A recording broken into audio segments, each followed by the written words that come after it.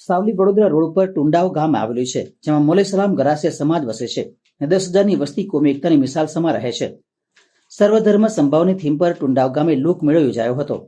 ગામના પાદરે આવેલ પૌરાણિક અને સમગ્ર પંથકમાં આસ્થાનું કેન્દ્ર કોમી એકતાના પ્રતીક સમી સૈયદ મુર્તુઝા અલી કાદરીની ભવ્ય દરગાહ આવેલી છે. ઉર્સ પ્રસંગ નિમિત્તે કવ્વાલી લોક ડાયરાનું આયોજન કરવામાં આવ્યું હતું, જેમાં અનીસ નવાબ અને યુસુફ સોલાએ કોમી એકતા, દેશભક્તિની ગઝલો અને કવ્વાલી રજૂ કરીને હાજરજનોને મંત્રમુગ્ધ કરી દીધા હતા. તેમાં મુર્તુઝા અલી દાદાની દરગાહ અને ભાતીજી દાદાનું મંદિર બંને એક સાથે આવેલા છે.